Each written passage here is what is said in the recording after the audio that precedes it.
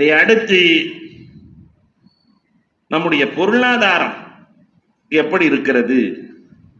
ரொம்ப வீக்கா இருக்கிறமே. பொருளாதாரம் இல்லை என்று சொன்னால் நம்ம சரிஞ்சு போயிடுவோம். கையில ஜேப்ல காசு இருந்தா இருக்கிற அந்த சந்தோஷம், பாக்கெட்ல மணி இல்லைன்னு வச்சுக்கோங்களேன், குப்புறப்படுத்திக்குவார் ஆஜியார். என்னங்க ஆஜியார் 2 நாள் வெளியே வரல? அதை ஏன் கேட்குறீங்க இல்லையா? சொல்றோமா இல்லையா? அப்ப இந்த மின்னல் ஹபீப் நம்மால் பேர் வச்சிருக்கிறான். காசுக்கு பேர் மின்னல் ஹபீபா. அந்த மின்னல் ஹபீப் இருக்குந்தா எல்லா வேலையும் செய்யலாம். இந்த பொருளாதார சிஸ்டம் இன்றைக்கு சமூகத்தில் மாற்றப்பட்டிருக்கிறது. நாம இன்னும் பழைய சிஸ்டத்திலேயே உட்கார்ந்து இருக்கிறோம். உற்பத்தியாளர்களாக மாறி இந்த சமூகத்தை எப்படி உருவாக்குவது என்பதை பற்றி பொருளாதாரம் குறித்து பேச வருகிறார் சேலம் மாவட்ட ஜமாஅத் உலமா சபையினுடைய தகுதிமிக்க செயலாளர் மௌல்வி ஹாஃபில் காரி ஓகே சலாஹுத்தீன் பாக்கவி. பாருங்கள், உங்களுடைய அழகான கருத்துக்களை தாருங்கள். அல்ஹம்துலில்லாஹ்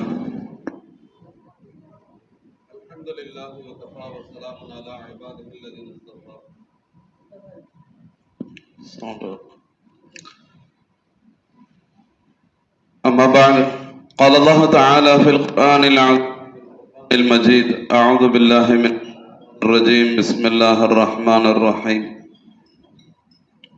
يمحق الله الربا ويربي الصدقات والله لا يحب كل كفار أثيم صدق الله العظيم. அளவற்ற அருளாளனும் நிகரற்ற அன்புடையவனுமாகிய எல்லாம் வல்ல ஏகநாயன் அல்லாஹ் ஒருவனுக்கே புகழ் அனைத்தும் மரித்தாகட்டுமாக. அவனுடைய இறுதி தூதர் சன்மார்க்க வேந்தர் சர்க்காரை காயினாத் தாஜ்தார் மதீனா பைகம்பரே ஆலம் எம்பெருமானார் முஹம்மது ரசூலுல்லாஹ் ஸல்லல்லாஹு அலைஹி வஸல்லம் அவர்களின் மீதும் அவர்களை சார்ந்த உற்றார்கள், உறவினர்கள், குடும்பத்தினர்கள், தோழர்கள், நபிமார்கள், ரசூல்மார்கள், சஹாபாக்கள், தாபிஈன்கள், தபஇ தாபிஈன்கள், அஇம்மத்துல் முஜ்தஹிதீன்கள், உலமாக்கள், ஷஹதாக்கள், சாலிஹீன்கள், நாதாக்கள், நல்லவர்கள், பெரியவர்கள், குறிப்பாக இங்கே கூடியிருக்கக்கூடிய இனி நம்மோடு கூட இருக்கக்கூடிய நம் அனைவரின் மீதும் அல்லாஹ்வுடைய சாந்தியும் சமாதானமும் ஸலவாத்தும் சலாமும் என்றென்றும் குறைவின்றி நிறைவாய் அருள்மழையாய் பொழியட்டுமாக. ஆமீன். அருமையானவர்களே, மேடையில் வீற்றிருக்கும் கண்ணியத்திற்குரிய ஆசிரியர் தந்தை ஹசரத் கபிலா அவர்களுக்கும் மற்றும் முக்கியஸ்தர்கள் அனைவருக்கும், அமர்ந்திருக்கக்கூடிய கலந்து சிறப்பிக்கக்கூடிய அனைவருக்கும் ஆரம்பமான சலாத்தினை கூறி வார்த்தைகளை துவங்குகிறேன். அஸ்ஸலாமு அலைக்கும் வரஹ்மத்துல்லாஹி வபரகாத்துஹு.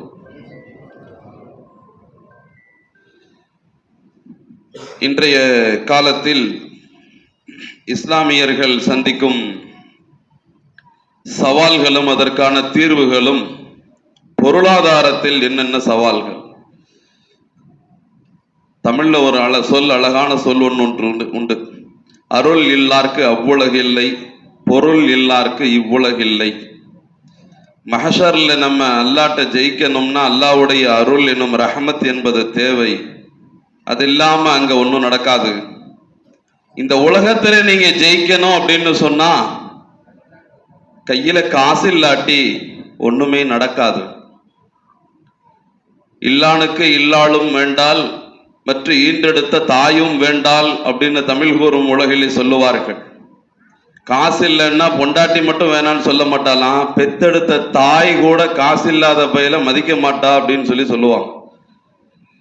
அப்ப பொருளாதாரம் மிக மிக முக்கியமானது, அத்தியாவசியமானது. அவசியம் இல்லை, அத்தியாவசியமானது. அந்த அத்தியாவசியமான பொருளாதாரம் இன்றைக்கு இஸ்லாமியர்களிடத்தில் எப்படிப்பட்ட ஒரு சவாலாக இருந்து கொண்டிருக்கிறது. கல்வி இல்ல, படிக்கல, நம்ம எல்லாத்தையும் விட்டுட்டோம், ரொம்ப தூரத்தில் இருக்கோம் அப்படின்னு ஒரு அற்புதமான கருத்தை பதிவு செஞ்சாங்க இல்லையா? பொருளாதாரத்துல நம்ம கிட்ட ஒண்ணும் இல்லை அப்படின்னு என்னால சொல்ல முடியாது. ஏன்னா இப்பதான் அசத்து சொன்னாங்க, நம்ம கஞ்சி குடிச்ச காசு எவ்வளவுங்க ஒரு வருஷத்துல? நம்மள மாதிரி உலகத்துல பணக்காரன் இஸ்லாமியர்களை போல் யாருமே இருக்க முடியாது. பொருளாதாரத்தில் நாம் அவ்வளவு இருக்கிறோம். கஞ்சி குடிக்கிறதுக்கு 240 கோடி ஒரு சமூகம் ஒரு பகுதியில உலகத்துல துன்யாவுல செலவு செய்யுதுன்னா எப்பேற்பட்ட ஒரு சமூகம். ஆமா, அப்ப இவ்வளவு பெரிய பொருளாதாரத்தை தன்னகத்தை கொண்டிருக்கக்கூடிய சமூகம் எல்லா பள்ளிவாசல்லையும் அசர் தொழுகைக்கு பின்னாடி பார்த்தா 2 பேரு, மகரிப் தொழுகைக்கு பின்னாடி பார்த்தா 2 பேரு, பாவா குமர்காரியம், பாவா நெஞ்சு வலி ஹார்ட் அட்டாக்குக்காக வசூல் பண்றேன், பாவா திரும்பின பக்கம் எல்லாம் இருந்துகிட்டே இருக்காங்க. இது கூட இவங்க அண்ணாட இப்படியே பொழப்புல ஓடுறாங்கன்னு வச்சுக்கலாம். மிடில் கிளாஸ், நடுநிலைவாதிகள், யாருக்கிட்டையும் போய் கேட்க முடியல அப்படின்னு சொன்னா கூட சில சமயங்களில் தன்மானத்தை இழந்து கூனி குறுகி போய் இப்படி ஒரு சிக்கல்ல மாட்டிக்கிட்ட எனக்கு உதவுறவங்க யாராவது இருந்தா சொல்லுங்க. வட்டி இல்லாத கடனில் கொடுத்து உதவுபவர்கள் யாராவது உண்டா? நான் சம்பாதிச்சு திருப்ப கட்டிடுவேன், யாராவது கொடுத்து உதவுறவங்க இருக்கீங்களா? வட்டி இல்லா கடன் உதவியில் கொடுத்து உதவுபவர்கள் யாராவது இருக்கீர்களா அப்படின்னு சொல்லி கேட்கிறவங்க இருக்காங்க. அப்ப இந்த மாதிரி எல்லாம் சிக்கலில் மக்கள் சீரழிவதற்கு காரணம் என்ன அப்படின்னா, இன்றைக்கு நமக்கு முன்னால் இருக்கக்கூடிய பெரும் பெரும் சவால்கள் நாம உருவாக்கி கொண்டவைகள். எல்லாத்துக்கும் அடிப்படை காரணம் என்ன அப்படின்னா ட்ரெண்டிங். இன்னைக்கு இருக்கிற கல்ச்சர், கலாச்சாரம் நம்முடைய நடைமுறை வாழ்க்கையை எந்த அளவுக்கு மாற்றி இருக்கிறது, எப்பேற்பட்ட போக்கில் கொண்டு போயிருக்கிறது. நிறைய நம்முடைய பொருளாதாரங்கள் வீணாகி கொண்டே இருக்கிறது. அதனை நாம் மட்டுப்படுத்த முடியாமல், சிக்கனப்படுத்த தெரியாமல் நாம் அதிலேயே உழன்று கொண்டிருக்கிறோம். நம்மிடத்தில் இருக்கக்கூடிய ஆடம்பரமான வாழ்க்கை முறை, அவங்க அப்படி இருக்காங்க, இவங்க இப்படி இருக்காங்க, அவங்க அதை வச்சிருக்காங்க, இவங்க இதை வச்சிருக்காங்க, நம்ம கிட்டையும் அது இருக்கணும், நம்ம கிட்டையும் அது தேவை. இளைஞர்கள் முதல் பெரியவர்கள் வரை இன்றைக்கு எல்லோருடைய பாக்கெட்டிலும் அலங்கரிப்பது செல்போன் இருக்கா இல்லையா? இன்னைக்கு இந்த செல்போனுக்காக வேண்டி இஎம்ஐ கட்டுறவங்க எத்தனை பேர் இருக்கீங்க? கை தூக்குங்க பார்க்கலாம்னா நிறைய இளவல்கள் வந்துருவாங்க. வயசான வெண்தாடிகள்லாம் யாரும் கை தூக்க மாட்டாங்க. பசங்கள்ல 90% பேரு மொபைலுக்கு இஎம்ஐ கட்டுற பயில தான் இருக்கான். சரிப்பா, அந்த மொபைல்ல எவ்வளவு வாங்கின? 60,000, 80,000, 1 லட்சம் ரூபாய்க்கு மொபைல் இன்னைக்கு வாங்குறது சாதாரணமான விஷயம். பியூட்டி பார்லர் வேலைக்கு போகக்கூடிய ஒரு பொம்பளை புள்ள ஆப்பிள் போன் 1.5 லட்சம் ரூபாய்க்கு வாங்கியிருக்கான். வாங்கியிருக்கு, சாதாரணமா வாங்கியிருக்கு. வெறும் 16,000 ரூபாய் சம்பளத்துக்கு வேலைக்கு போற ஒரு பையன் அவன் 1.5 லட்சம் ரூபாய்க்கு மொபைல் வாங்கியிருக்கான். எப்படிடா ஏதுரா காசு? இல்ல இஎம்ஐல போட்டு. சரி, அந்த மொபைலை வச்சு நீ என்ன சம்பாதிக்க போற? அந்த மொபைல் உனக்கு சம்பாதித்து கொடுக்குமா? அது உனக்கு ஒரு இன்வெஸ்ட்மெண்டா? கிடையாது. உன்னுடைய நேரம் வீணாகிறது, அதுல உன்னுடைய காசு வீணாகிறது, உன்னுடைய எண்ணங்கள் வீணாகிறது, எல்லாமே பாழ்பட்டு போகுது. ஒரு ஐடி கம்பெனிக்காரன் 1.5 லட்சம் ரூபாய் மொபைல் வச்சிருக்கிறான்னா அதுல அந்த மொபைல் அவனுக்கு சம்பாதித்து கொடுக்கிறது, இருந்த இடத்தில் சம்பாதித்து கொடுக்கிறது. ஆனால் சம்பளத்துக்கு போறவனுக்கு அவ்வளவு பெரியது. இப்ப இந்த மாதிரி எல்லாம் பொருளாதாரம் வீணடிக்கப்படுகிறது. ட்ரெண்டிங் மோகம், பிராண்டடா சாப்பிடணும், பிராண்டடா வாங்கணும், போட்டிருக்கிற ஷர்ட்ல இருந்து போட்டிருக்கிற பேண்ட்ல இருந்து அட இன்னர் வரைக்கும். ஏண்டா உள்ள போட்டிருக்கிற இன்னருக்கு ஏண்டா இவ்வளவு பெரிய காசு? 450 ரூபா, 500 ரூபா. சாதாரணமா, இது ரொம்ப சாதாரணமா குவாலிட்டியா நல்ல ஹை குவாலிட்டியா வாங்குறோம். 800, 900 ரூபாய்க்கு மேல எல்லாம் இன்னர் வாங்கி போடுறான். சரி, உள்ள போடுற கழுதை என்னத்தை வெளியே தெரியா போகுது, இதுக்கு ஏன் இவ்வளவு செலவு பண்ற? சஜிதாவுக்கு போனா எலாஸ்டிக் பெருசா இருக்கும்ல, பின்னாடி இருந்து பார்த்தா நம்ம யாருங்கிற வெயிட் தெரியும்ல, பூமர்னு தெரியும்ல.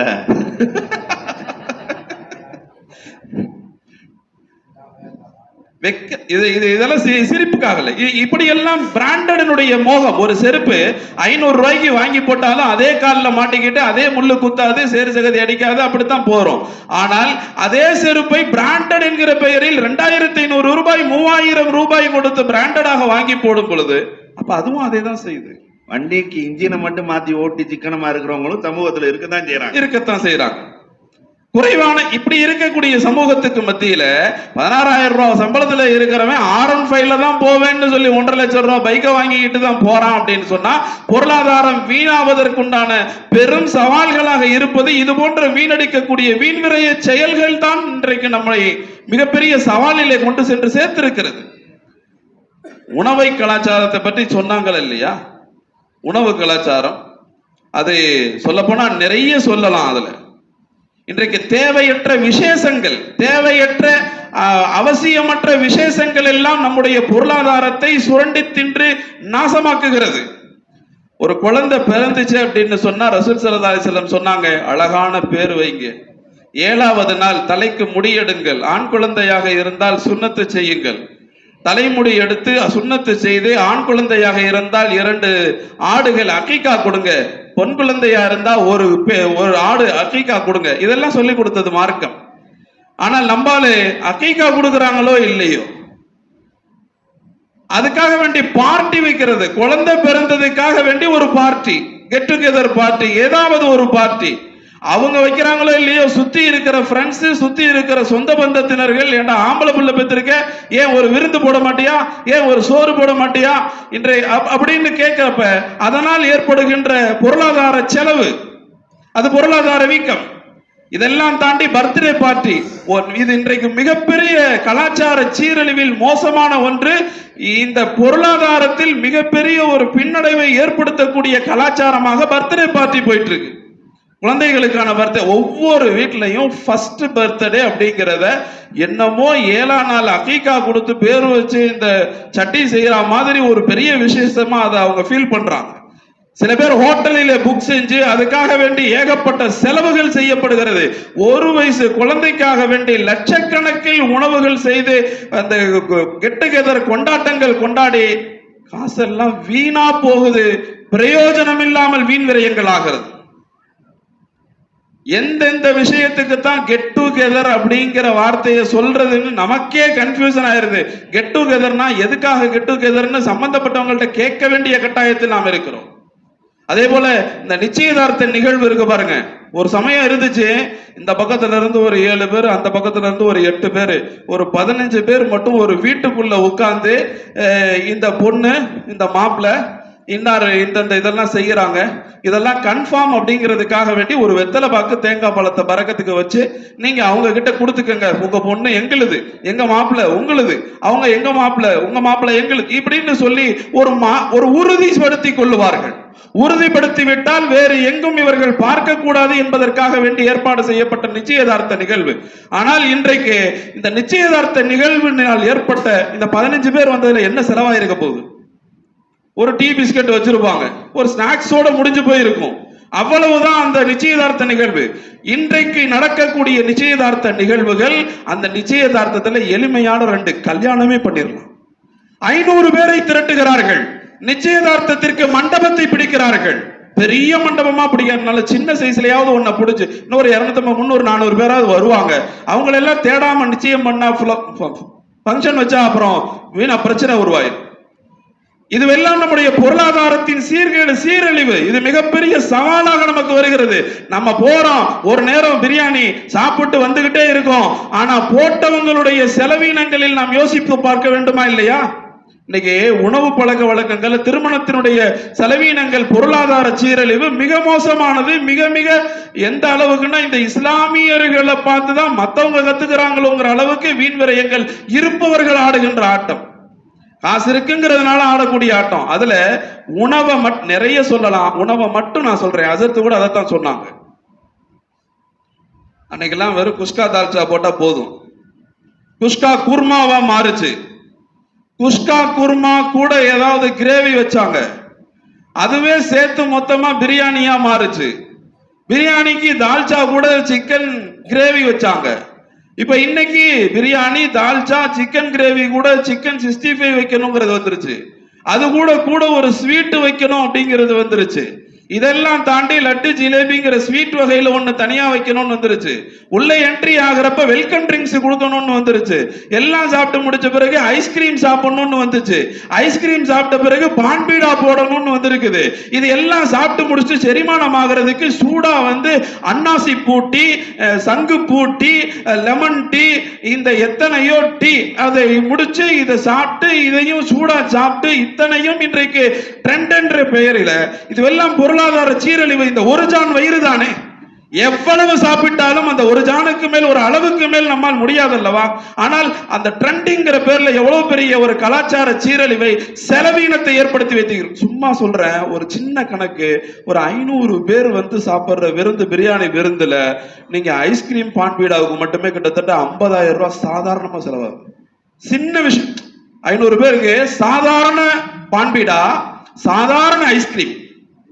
ஐஸ்கிரீம் சாப்பிடலன்னா என்னையா ஒரு விருந்து போட்டிருக்க, ஒரு ஐஸ்கிரீம் கூட வைக்க மாட்டீங்களா அப்படின்னு கூச்சமே இல்லாமல் வாய் திறந்து கேட்கக்கூடிய கேவலமான கலாச்சாரத்தில் இன்றைக்கு பொருளாதார வீணடிப்பில் சமூகம் சிக்கி போயிருக்கிறது. இந்த 50,000 ரூபாய் இருந்தா அந்த பெண் வீட்டாருக்கு எப்பேற்பட்ட சிரமம் என்பது குறையும், எப்பேற்பட்ட சிரமம் என்பது குறையும். இதெல்லாம் யார் ஏற்படுத்துகிறது? ட்ரெண்டிங்கிற பேர்ல, கேள்விங்கிற பேர்ல, சொந்த பந்தம் என்கிற பெயரில், நண்பர்கள் என்கிற பெயரில் பல்வேறு விதிமுறைகளில் இருப்பவர்களை உசுப்பேத்தியே இந்த பொருளாதாரத்தை சீரழிக்கிறார்கள். அதே போல பிட்காயின், ஆன்லைன் ரம்மி, இந்த மாதிரி பேராசையின் காரணமாக போய் ஏமாந்து போவது, குறுக்கு வழியில் சம்பாதிப்பதிலே ஏமாந்து போவது, கஞ்சா விற்பனை. இன்றைக்கு பல இடங்களிலும் பேப்பர்ல பார்த்தோம் அப்படின்னு சொன்னா, கஞ்சா விற்பனையில் பொட்டிக்கடை வைத்திருக்கக்கூடிய இஸ்லாமியர்கள் சிக்குகிறார்கள், பேப்பரிலே வருகிறது, ரிமாண்ட் செய்யப்படுகிறார்கள் என்பதுவெல்லாம் வாடிக்கையாகவே இருக்கிறது. நீங்க நிறைய பார்க்கலாம். அப்ப இது குறுக்கு வழியில் சம்பாதிக்கக்கூடிய பேராசை எண்ணம் நம்மை மிகப்பெரிய பொருளாதார சீரழிவில் கொண்டு போய் சேர்த்துகிறது. இப்ப இது எல்லாத்துக்கும் அடிப்படை காரணம் என்ன தெரியுமா? வட்டியில நிக்குது. இவ்வளவும் என்னென்னலாம் செய்யணுமோ அத்தனைக்கு அடிப்படை காரணம் வட்டி தான். அந்த வட்டின்னு வந்துட்டா, நான் தான் சொன்னேன், 16,000 ரூபாய் சம்பளம் வாங்குறவன் என்னப்பா செய்றீங்க அப்படின்னா 7 இஎம்ஐ கட்டுறேன் சார். இஎம்ஐனா எவ்ரி மந்த் இன்ட்ரெஸ்ட், மாத தவணை வட்டி. 7 என்ன, car loan, bike loan, fridge loan, washing machine loan, phone loan, இந்த ஃபங்க்ஷன் நடந்த அந்த லோனு, ஹெல்த் இன்சூரன்ஸ் சொல்லி இந்த ஹாஸ்பிட்டல்ல அட்மிட் பண்ணப்ப இந்த இதுல நடந்த அந்த லோனு, இப்படியே எல்லாமே சம்பளத்தை நீ இது மாதிரி கட்டிட்டா எதை வச்சுரா? தம்பியோடைய சம்பளம் இருக்கு, அதை வச்சு குடும்பத்தை ஓட்டிட்டு போய்க்கிறோம். இப்ப இந்த ஏகப்பட்ட இஎம்ஐயினால் வட்டி கட்டியே நம்மளுடைய பொருளாதாரங்கள் முழுவதும் சீரழிந்து சின்னாபின்னமாகிறது. ஆண்கள் தான் இப்படி வட்டியிலே சிக்குண்டு சீரழிகிறார்கள் என்றால், பெண்களும் மகளிர் சுய உதவி குழு என்கிற பெயரில் வட்டி கட்டி வீடு தேடி வீட்டுக்குள்ளே வட்டி கடை நடக்கிறது. கொண்டு கொடுத்து நம்முடைய உழைப்புகள் எல்லாம் எவ்வளவு பெரிய சம்பாத்தியங்கள் சம்பாதித்தாலும் மினிமலிசம் என்கிற எளிமையான பண்பு இல்லாத ஒரு அற்புதமான காரணத்தால், தேவையற்ற ஆடம்பரத்தால், தேவையற்ற செலவீனங்களால், தேவையற்ற விஷயங்களால் வட்டியிலே கூட கிடந்து உழன்று அவர்கள் தெருவுக்கு வரக்கூடிய அவலம் ஏற்படுவது எல்லாம் இந்த வட்டியின் மூலமாகத்தான் அனைத்துமே நடைபெறுகிறது. ரசூல் ஸல்லல்லாஹு அலைஹி வஸல்லம் சொன்னாங்க, கியாமத் கடைசி ஒரு நாள் வரும், அந்த நாள்ல எந்த அளவுக்கு ஆயிரும்னா, வட்டியை விட்டு தவிர்த்திருந்தாலும் வட்டியினுடைய புழுதியாவது அந்த மனிதனின் மீது விடும் என்று சொன்னார்கள். அப்ப இது எல்லாத்துக்கும் தீர்வாக நாம் 3 விஷயத்தை வைக்கலாம். ஒண்ணு, பைத்துல் மாலை உருவாக்க வேண்டும். இரண்டாவது விஷயமாக நம்முடைய சதகாக்களை நாம் அதிகப்படுத்த வேண்டும். 3வது விஷயமாக கொடுக்கக்கூடிய ஜகாத்தை ரெகுலரா கொடுத்துட்டு இருக்கிறோமே, அவங்களுக்கே தொடர்ந்து வருஷமானா அவங்களுக்கு 5,000 ரூபா, அந்த 5,000 ரூபாய் ரெகுலரா கொடுத்துக்கிட்டே அவங்க ஜகாத் வாங்குறவங்களாவே இருப்பாங்க, நம்ம கொடுக்கறவங்களாவே. இந்த ரெகுலர் ஜகாத்துங்கிறத கட் பண்ணி முறையான ஜகாத் தேவையுடையவர்களுக்கு நிறைவாக கொடுத்து குறுகிய வருடத்தில் அவர்கள் ஜகாத்து கொடுக்கக்கூடிய வகையில் அவர்களை உருவாக்குவது, இது போன்ற செயல்பாடு திட்டங்களை எல்லாம் நாம் கையில் எடுத்தால் இந்த பொருளாதாரத்தினுடைய சவால்களில் இருந்து நாம் மிக குறுகிய காலத்தில் இதிலிருந்து வெளியேறி வர முடியும் என்பது நம்முடைய வரலாற்றினுடைய முன்னோர்கள் கண்டு வைத்த அற்புதமான உண்மை நிகழ்வு. வல்ல அல்லாஹ் பொருளாதாரத்தில் தன்னிறைவு அடைந்தவர்களாக, சமூக மேம்பாட்டிலே சிறந்த சமூகமாக வல்ல அல்லாஹ் நம் அனைவரையும் ஆக்கி அருள் புரிவானாக. வாஹிர் தஅவானா அனில் ஹம்துலில்லாஹி ரப்பில் ஆலமீன். ஆஹா, மழை பெஞ்சு கொஞ்சம் மாதிரி இருக்கு. சமூகத்துல நடக்கக்கூடிய எல்லா விஷயங்களையும் புட்டு வச்சுட்டார். இன்னைக்கு கல்யாணம் எப்படியெல்லாம் நடந்துகிட்டு இருக்கு, அதுல ஏற்படக்கூடிய பொருளாதார சிக்கல்கள் எவ்வளவு, இந்த இஎம்ஐல போய் இந்த சமூகம் மாட்டிக்கிட்டு என்ன மொழி முடிக்கிறான். ஐடி ஃபீல்ட்ல இருந்து அத்தனை ஃபீல்டு காரணம் இஎம்ஐயால் பாதிக்கப்பட்டிருக்கிறான். வட்டி இந்த சமுதாயத்தை முன்னேற விடாமல் தடுத்திருக்கிறது. ரொம்ப அழகா சமூகத்துல நடக்கிறத, ஏன்னா அவர் சமூகத்தோடயே ஒன்றி போய் இருக்கிறார். எல்லா பிரச்சனையும் அவர்கிட்ட தான் வருது. கல்யாணத்துல சாப்பிட்டதை எல்லாம் கிளீனா சொல்லிட்டார் இல்லையா? ஒன்னே ஒண்ணு விட்டுட்டாருன்னு சொல்லிட்டு ஆஜியாருக்கு ஒரு வருத்தம். இந்த வீடியோவை எடுத்து அமுட்டுக்காதையும் அவன் வாங்கிட்டு போயிடுறானே. அல்லாஹ் அக்பர். உண்மைதான். 7-8 கடை வைத்திருந்தவர் இன்றைக்கு நடுரோட்டில் இருக்கிறார். எல்லாம் லோன்ல. லோன் என்பது, இந்த வட்டி என்பது வளர்பிறையை போல பிறை வளர்ந்து கொண்டே இருப்பது எதற்காக தெரியுமா? ஒரு நாள் தேய்வதற்காக. வட்டியும் அப்படித்தான். அதே மாதிரி திருமணத்துல இன்னைக்கு கொஞ்ச நெஞ்சம்லாம் இல்ல, 5 தலை நாகத்தை கேள்விப்பட்டிருக்கிறோம். ஆனா கல்யாணத்துல மட்டும்தான் 6 தலை நாகம் படம் எடுத்தா. முதல்ல பொண்ணு பார்க்கறதுன்னு ஆரம்பம். பொண்ணு பார்க்கன்னு சொன்னா போய் பார்த்துட்டு வந்துடலாம்ல. இன்னைக்கு அப்படி இல்லை, 400 பொண்ணு பார்க்கறான். அதே மாதிரி பொண்ணு வீட்டுக்காரன் 400 மாப்பிள்ளை பார்க்கறான். போய் சாயந்தரம் கொஞ்சம் போர் அடிச்சுன்னா போய் அங்க போய் பச்சி புரோட்டா அது இதுன்னு கண்டது கிடையாதுலாம், வடை கடையெல்லாம் சாப்பிட்டுச்சு பொண்ணு மூக்கு சரியில்லைன்னு வந்துட வேண்டியது. ஒரு இடத்துல கடைசியில எல்லாமே கரெக்டா இருக்கு, பொண்ணோட அம்மா சரியில்லைன்னா. அம்மாவையாட கட்ட போற நீ? எதுக்கு அம்மா சரியில்லைங்கிற சொல்றான். அதுக்கு ஒரு பெரிய செலவு. சரி, எப்படியோ பொண்ணு பிடிச்சிருக்குன்னா நிச்சயதார்த்தத்துக்கு எத்தனை பேர் வருவேன்னாக்கா 1200 பேர் வருவேங்கிறான். நிச்சயதார்த்தத்துக்கு எடுக்கிற 1200 பேரு இல்லையா? அதுவும் ஹோட்டல்ல வைக்கணும், ரெடிஷன் ப்ளூல வச்சாதான். ஆமா, சென்னையில சமீபத்தில் ஒரு 15 நாளைக்கு முன்னாடி நடந்த கல்யாணத்துல, கல்யாணம் அல்ல, அந்த நிச்சயதார்த்தத்தில் ஒரு பிளேட் 2400 ரூபாய். 1800 பேர் நிச்சயதார்த்தத்திற்கு. இங்க வறுமையில் எத்தனை குடும்பங்கள் வாடிக்கொண்டிருக்கிறார்கள். ஒரு 7-8 வருஷத்துக்கு முன்னாடி எங்க சேலத்துல ஒரு அம்மா போன் பண்ணுச்சு. அழுது கொண்டே போன் பண்ணியது இருக்கு, ஒரு 8-10 வருஷம் இருக்கும். அதுல 7000 ரூபாய் கடை வாங்கினேன், இட்லி சுட்டு விக்குது. அந்த கடனை நான் வட்டி கடனை கொடுக்க முடியவில்லை என்று நான் வட்டிக்காரனிடத்தில் என்னையே கொடுத்து விட்டேன். சொரம் போயிடுச்சு. இப்பொழுது அவன் என் பிள்ளைகளையும் கேட்கிறான். 21 வயசுல ஒரு புள்ள, 18 வயசுல 17 வயசுல ஒரு பிள்ளை, எங்கிட்டாவது அனுப்பிச்சு விட்டுருங்க. அந்த பிள்ளைய பிடிச்சி நாங்க கீழக்கரைக்கு அனுப்பியதை நான் உங்களிடத்துல நினைவு கூறுகிறேன். வெறும் 7000 ரூபாய். அப்ப இங்க இருக்கிற பணக்காரர்கள் அந்த ஏழை குடும்பங்களை பார்க்கவே இல்லை என்றுதானே அர்த்தம். இந்த ஏழைகள் வாழும் பகுதிக்குள் போகவே இல்லை என்றுதானே அர்த்தம்.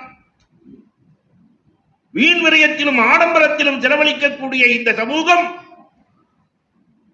பார்க்கணுமா இல்லையா? ஏழ்மையில் வாடிக்கொண்டு தன்னுடைய கர்ப்பத்தையே அடகாக வைத்து வாழ்ந்திருக்கிறாள் என்றால் அதற்கு யார் காரணம்? குற்றவாளிகள் யார்? சமூகமே குற்றவாளி. அல்லாஹ் அக்பர். அழகாக சொன்னார்கள், அதற்கான தீர்வையும் சொன்னார்கள் இல்லையா? அப்ப நிச்சயதார்த்தம் முடிஞ்ச உடனே 3வது ஒரு நாகம் படம் எடுத்தாலும் கல்யாணம். நிச்சயதார்த்தத்துக்கு 1200 ரூபாய் வந்துட்டான். நீ கல்யாணத்துக்கு மாநாட்டே கூட்டிடுவான். எங்க ஊர்ல ஒரு மண்டபம் இருக்கு, கேஎம்பி கல்யாண மகால்னு. அதுக்கு பின்னாடி நாய்கள் இருக்கு. அந்த கறியை ஒவ்வொருத்தரும் 1/4 கிலோ 1/2 கிலோ மிச்சம் போட்டு அந்த நாய்க்கு கறி சாப்பிட்டு அதுக்கு கொலஸ்ட்ரால் வந்தது அதுக்கே தெரிஞ்சு போச்சு போல தெரியுது.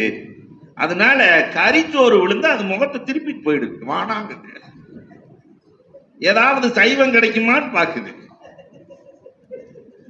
இல்லையா? அப்ப இந்த நிலைமையில நம்ம சமூகம் மாறி போயிருக்கிறது. நிறைய வீண் விரயங்கள் இந்த சமூகத்தை ஆட்டி படைக்கிற நோய். இமாம் கசாலி 1500 வருஷத்துக்கு 1000 வருடத்திற்கு முன்னாடி இமாம் கசாலி சொல்லிட்டாங்க ஒரே வார்த்தை. அவசியம் இல்லாத ஒன்று வீட்டுக்குள்ளே வந்தால் அவசியமான ஒன்று வெளியே போய்விடும்.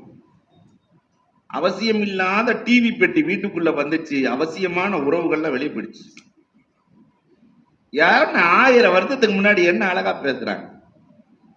முதல்ல பாத்ரூம்லாம் வெளியே தான் இருந்துச்சு, உறவுகளுக்குள்ள உள்ள வந்து இருந்துச்சு. அண்ணன் தம்பி எல்லாம் பாத்ரூம் வெளியே இருக்கும், உறவுகள் உள்ள இருக்கும். என்னைக்கு அட்டாச் பாத்ரூம் உள்ள வச்சானோ உறவுகள் எல்லாம் வெளியே போயிடுச்சு, எல்லாம் போயிடுச்சு. இன்னைக்கு சமூகத்தினுடைய நிலை பொருளாதாரத்தை பொறுத்தவரை கல்யாணத்துக்குள்ள வந்து நுழைஞ்சிட்டோம்னா 2000 பேரை கூட்டு வர்றான். அவங்க கறியே சாப்பிடாத சமுதாயம் மாதிரி மாப்பிள்ளை வீட்டுக்கு ஒழுங்கா கறி வைக்கலன்னா அதுக்கு ஒரு சண்டை. அதனால பின்னாடியே ஒருத்தன் கறியை வைக்கிறாங்களான்னு கரெக்டா பார்த்துட்டு வருவோம் இல்லையா? ஆமா, ஒழுங்கா இங்க வைங்க. இவர் மாப்பிள்ளையோட மச்சான், மாப்பிள்ளையோட மச்சான்னாக்கா ஒரு 3 கிலோ கறியை வச்சு ஒரு 5 கிலோ கறியை வச்சு ஆளை காலி பண்ணி விட்டுரும். ஓடா சாப்பிட்றான் இல்லையா? அன்புக்குரியவர்களே, எண்ணி பார்க்கிறோம். திருமணம் முடிஞ்சிருச்சு, அதோட பிரச்சனை முடிஞ்சுன்னா தலை பெருநாள் வந்துடும். அதுக்கு இவர் எப்பயுமே குமார் ஷர்ட் குமார் பேண்ட் தான் போடுவார். நான் ஒரு 100 ரூபாய் 200 ரூபாய்க்கு வாங்கி, ஆனா அப்ப மட்டும் நான் ரேமண்ட்ஸ்ல தான் போடுவேன். ஆளு வந்து டீ ஆத்திக்கிட்டு இருக்கிறாரு, டீ ஆத்துற ஆளுக்கு ரேமண்ட்ஸ் பேண்ட் ஷர்ட். ஏன்னா பொண்ணு வீட்டுல இருந்து வருது இல்ல. சரி, இது முடிஞ்சிருச்சுன்னு பார்த்தா அதுக்கப்புறம் தலைப்பிரசவம். தலைப்பிரசவம் தலைப்பிரசவத்துக்கு பொம்பளை புள்ள பிறந்துருச்சுன்னா யார் தான் போடணும்? செயினை வாங்கி போடணும் இல்லையா? இப்ப விற்கிற விலைக்கு இனி வர்ற காலத்துலனா இப்ப எத்தனை பவுனுன்னு கேட்டது, இனிமேல் வர்ற காலத்துலனா நீங்க எத்தனை கிராம் போட போறீங்க அப்படின்னு கேட்கிற சூழ்நிலை வந்தாலும் வந்துடும். நாங்க 43 கிராம், நாங்க 37 கிராம் என்ற நிலைக்கு மாறினாலும் ஆச்சரியத்திற்கு இல்லை. அப்படி போயிட்டு இருக்குது. அந்த தலைப்பிரசவத்துல போய் கூட்டு வரணும் மாப்பிள்ளைய. வாங்க, புள்ள பிறந்திருக்கு, வந்து பார்த்துட்டு போங்க. உன் பிள்ளைய பிறகு பார்க்கறதுக்கு நீ எதுக்கு உன்னையப்ப கூப்பிடணும்? உன்னை இவர் சொல்லுவார், எனக்கு தலைக்கு மேல வேலை இருக்கு. தலைக்கு மேல என்ன வேலை? முடிதான், மொட்டை அடிக்கிற வேலை தான். ஏற்கனவே மொட்டை அடிச்சாச்சு, தலைக்கு மேல வேலை இருக்கு. இதுல பொண்ணு வீட்டுல முடிஞ்ச அளவுக்கு சுரண்டக்கூடிய வேலை இதுவும் நடக்கிறது. இவ்வளவும் இந்த உம்மத்திலே நடக்கிறது. கொடுமை என்ன தெரியுமா? அஜர்த்து சொன்ன ஆரம்பிச்ச மாதிரி உலகத்திலே எந்த கோயிலிலும் எந்த சர்ச்சிலும் குமரு காரியம் என்று யாரும் நின்றதில்லை. ஆனால் எல்லா பள்ளிகளிலும் குமரு காரியம் என்று நிற்கிறார்கள் என்றால் இது இந்த சமூகத்தின் சாபம். இதற்கான தீர்வு ஒருவருக்கொருவர் தத்தனாசொரு பெருமானார் மதீனாவிற்குள் நுழைந்தவுடன் சொன்ன 2 வார்த்தை. அழகா சொன்னார் அஜர்த். ஒருவருக்கொருவர் உதவுங்கள், வீண் விரயம் செய்யாதீர்கள். ரத்து சுரிப்பு ரொம்ப அழகா சொல்லி இருக்கிறாங்க. அல்ஹம்துலில்லாஹ்.